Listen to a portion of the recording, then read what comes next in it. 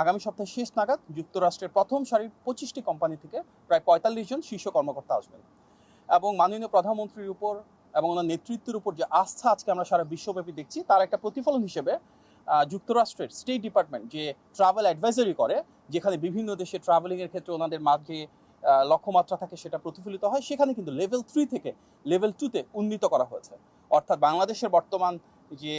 অবস্থান রয়েছে সেখানে মার্কিন যুক্তরাষ্ট্রের বিনিয়োগকারী এবং সবার জন্য এটি উন্মুক্ত এবং সবাই যেন এখানে আসেন এবং এ দেশ গণতান্ত্রিক পথযাত্রায় কীভাবে বিভিন্ন ধরনের ইকোনমিক অপরচুনিটি তৈরি করতে পারছে সবার জন্য সেটি এক্সপ্লোর করে, সেটা আমাদের মূল লক্ষ্য।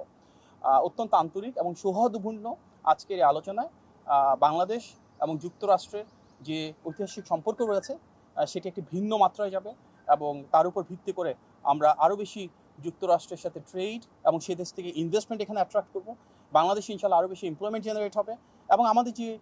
মাল্টিফ্যাসেটেড অ্যাটাচমেন্ট রয়েছে, যে অপরচুনিটিস রয়েছে, একটা পার্টনারশিপের মাধ্যমে এটাকে ইনশাল্লাহ সামনের দিকে এগিয়ে নিয়ে যাব।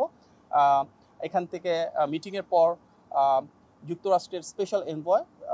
মিস্টার গোর উনিও প্রেস ব্রিফ করেছেন এবং এই কথাগুলো সামনে এসছে এবং আমরা বিশ্বাস করি গণতান্ত্রিক এই পথযাত্রায় যুক্তরাষ্ট্র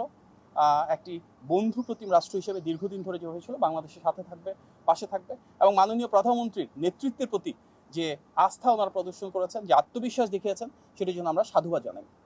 আজকে মাননীয় প্রধানমন্ত্রীর সাথে বাংলাদেশের স্থানীয় বিজনেস কমিউনিটির একটা মিটিং হয়েছে। আপনারা হয়তো অবগত রয়েছেন যে দেশের প্রথম সারির বেশ কয়েকটি শিল্প প্রতিষ্ঠানের যারা কর্ণধার রয়েছেন ওনাদের একাংশ আজকে মাননীয় প্রধানমন্ত্রীর সাথে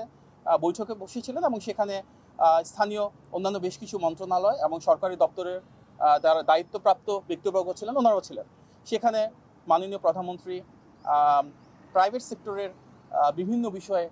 ওনাদের অবস্থানগুলো জানতে চেয়েছেন। আমাদের দীর্ঘ ফ্যাসিবাদের কারণে রাষ্ট্র ব্যবস্থায় অনেক ধরনের সমস্যা রয়েছে, আমাদের ট্রেড, ইন্ডাস্ট্রি এবং ইনভেস্টমেন্টের ক্ষেত্রেও কিছু জটিলতা রয়েছে। গত 5 মাস ধরে আমাদের নির্বাচনী ইশতেহারের আলোকে নির্বাচিত বিএনপি সরকার সেগুলো অনেকটাই কাটিয়ে ওঠার চেষ্টা করছে, যার কারণে প্রাইভেট সেক্টর থেকে মাননীয় প্রধানমন্ত্রীকে ধন্যবাদ জানানো হয়েছে এবং ওনাদের যে সমস্যাগুলো রয়েছে সেগুলো তিনি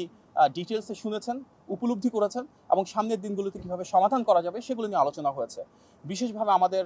বিদ্যুৎ এবং গ্যাসের যে ঘাটতি রয়েছে, কিভাবে আমরা এনার্জি সেক্টরে যে লং টার্ম ধরে চলে আসা সমস্যা সেটা সমাধান করব,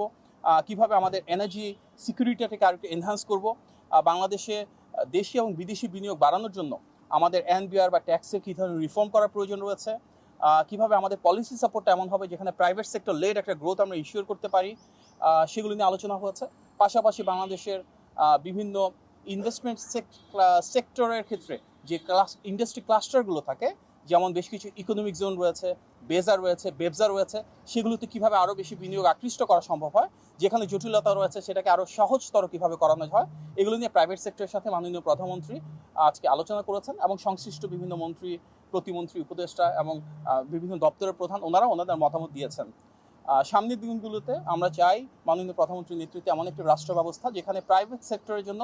আমাদের সরকার থেকে পলিসি সাপোর্ট থাকবে এবং প্রাইভেট সেক্টর গ্রো করবে। তার জন্য একটা pro business, pro investment budget আমরা দেখেছি এবং সেই বাজেটের বহিঃপ্রকাশ হিসেবে আমরা সেগুলো নীতিমালাগুলোকে বাস্তবায়ন করব, যার মূল উদ্দেশ্য হবে বাংলাদেশের যে বিপুল পরিমাণ ডেমোগ্রাফিক ডিভিডেন্ড রয়েছে, অর্থাৎ আমাদের প্রচুর তারুণ্য এবং নারী রয়েছেন যারা কর্মসংস্থান এবং আত্মকর্মসংস্থানের জন্য প্রস্তুত, ওনাদেরকে আমরা আরও কীভাবে বিকশিত করতে পারি। অনেকগুলো বিষয় নিয়ে আলোচনা হয়েছে, পরবর্তীতে সংশ্লিষ্ট দপ্তর থেকে বিস্তারিত জানানো হবে। যেমন প্রাইভেট সেক্টর থেকে একটা বলেছে যে আমাদের যে পোর্টরা রয়েছে, একটা এক্সাম্পল হিসেবে বলি চিটাগাং পোর্ট কিংবা ঢাকা এয়ারপোর্টে সেখানে যে কমার্শিয়াল অ্যাক্টিভিটিসগুলো রয়েছে আমদানি রপ্তানির জন্য 24/7 সার্ভিস করা যায় কিনা,